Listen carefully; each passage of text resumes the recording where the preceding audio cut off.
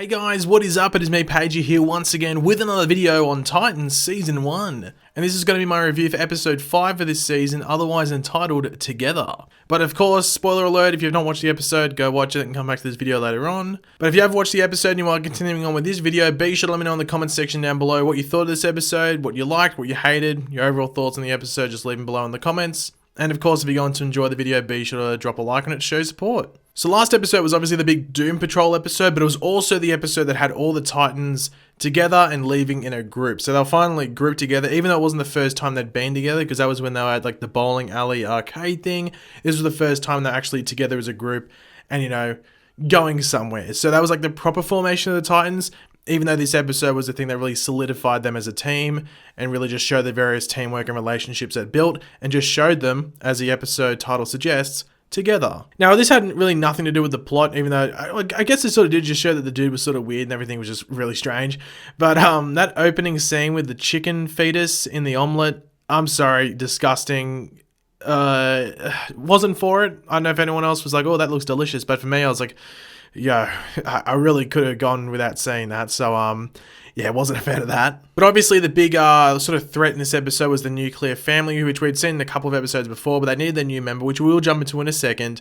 But because they're so in unison and stuff like that, Dick's like, well, we have to like match our rival and the people we're taking on, our opposition. So of course the Titans have to be in unison and understand each other's powers. Obviously not be in time with one another, and in sync, but at least have an understanding of like, so Starfire's abilities, Raven's abilities, Beast Boy's abilities, etc., etc. So of course, due to that, it's training time. And the training montage, we'd actually seen a bit, like it had been in a lot of the promotional material. So I think we'd seen basically everything that was in that training, not montage, but training scene.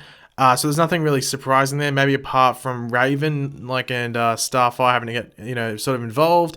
But, a lot of that scene had been seen in like promotional material. So there was nothing really new there, unfortunately. But it was actually funny seeing, especially Dick's reaction to Beast Boy's abilities and the tiger, and just getting really scared and thinking the tiger might actually, have a go at him and possibly eat him. So I thought that was pretty funny. But also the scene does provide some, interesting information about Starfire, which we will jump into later in the episode when it's sort of, or in this video, might I say, when it's actually relevant. But we do see the new dad for the nuclear family come in. We just see like the complete process and stuff of how they picked him and what he went through and all of that, which are pretty tormenting and essentially torturous. So that was pretty interesting.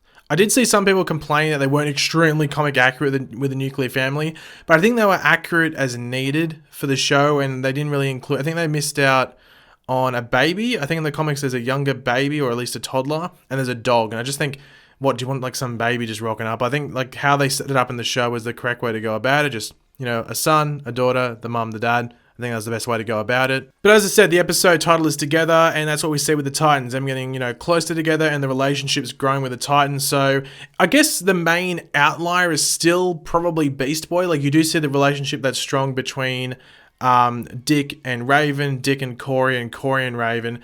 But really the only solid relationship Beast Boy has is with Raven at the moment. So I'm guessing in the episodes to come, he'll get closer to Dick and Corey. And I guess it's understandable because last episode he was with Raven a lot of the time. So it makes sense he's stronger with her. But obviously he's still the outlier in regards to relationships with everyone else. But I'm guessing like the next 2 episodes or so, that relationship will fully bond. And then it'll be basically in the same level. But that's just obviously just because he came into the show later in this group. But speaking of relationships, they're growing between everyone, but especially between Dick and Corey. And obviously they have a sex scene in this episode.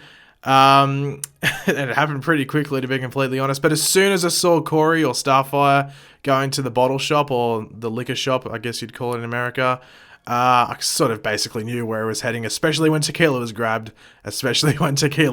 So, yeah, I guess the most interesting thing about that, I guess, is their relationship, because there's a thing from the comics. I'm sure it's going to progress in the rest of this season, but it's definitely after that, and like just Dick's mannerisms and just how he acted, which is obviously going to be, followed on as we move on. But yeah, as I said, the nuclear family. So their attack on the hotel was pretty cool. How we saw Dick taking on the mum and dad, and then Corey taking on the 2 children. The fight scene, I think Dick's one was better just because like like what was it, like the electric carving knife. That I thought it was pretty funny that she had that, but the electric carving knife that the nuclear mum had, if we're calling it that. I thought that was a pretty cool scene, especially when he was just basically trying to protect the Robin suit and take it with him. But Corey still had her fight scene was pretty cool as well, just showing, what she can do outside of her, fire abilities, if we're going to call them that.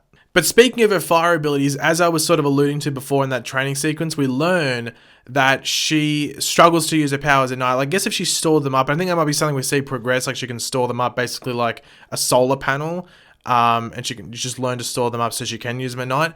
But at this point in time, she just can sort of use them, but or she can at least try and power up and it just doesn't work. So that, gives her a weakness, which is one thing a lot of people were complaining about, or at least worried about heading into Titans, was that Starfire might be a bit too overpowered because of how this show is going to be in season 1, where it's going to be very grounded. They were versing, non-metahumans, if you want to call it, or non-overpowered people, and they thought Starfire might be a bit, too overpowered, which I guess in a day sense, yes, because we've seen what she can do, just burns people up, pretty overpowered. But when it comes to a night sense, which you have to think a decent amount of this season going forward will be in, she's going to struggle until she can learn to harness that ability and store that power and use it at night, or learn more abilities that don't really require that, even though I think most of her abilities will. So that's actually a really good thing they've done with the character, and just depowers the character a bit, at least in some situations. So then you can have Beast Boy, especially Robin, and then as well as Raven, stand up and be like, oh, look, our powers are pretty damn cool as well. So I thought that was a good move that the show made.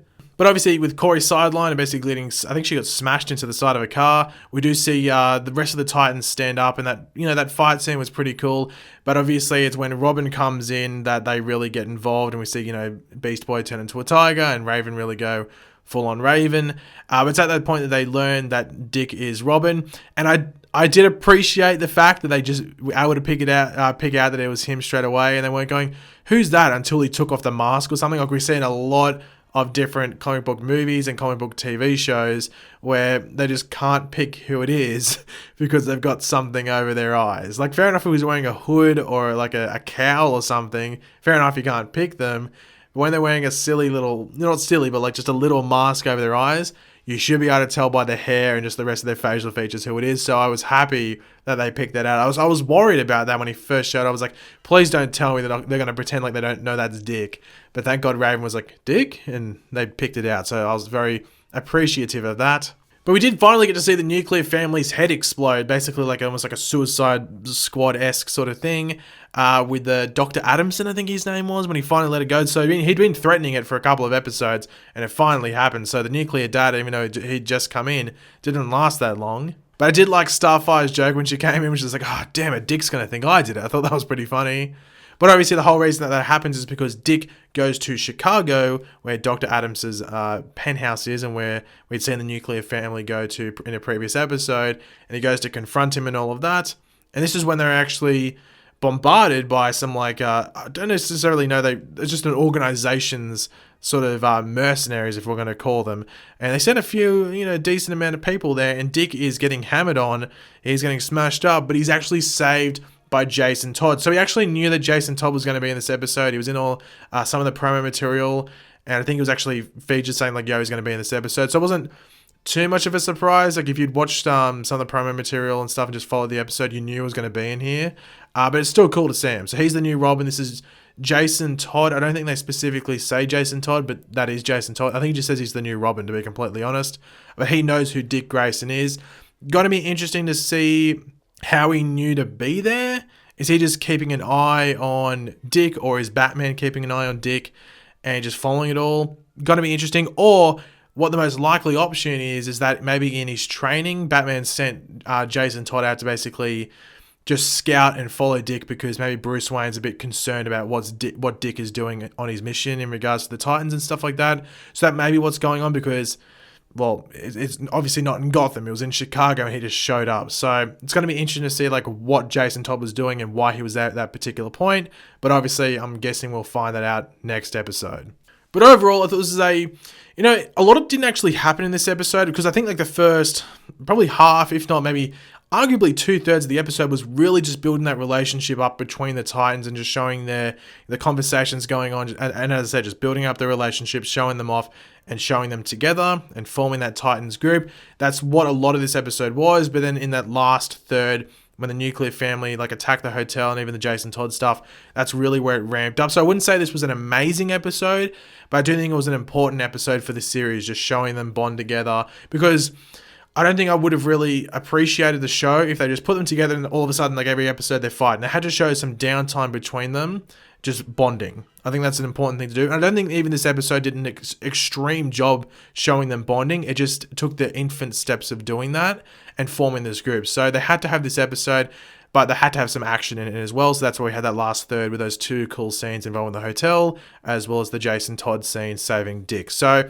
okay episode. I wouldn't say it was amazing, but I think it was a solid episode that was important for the series. But thanks for watching, guys. Hopefully you enjoyed the video. If you did, it'd be awesome if you could drop a like and it shows support. Let me know in the comment section down below. What was your favorite part of this episode? What didn't you like too much? Just give me your overall thoughts in the comment section down below. And of course, if you are new to the channel, make sure to subscribe. I'll catch you later, guys. Goodbye.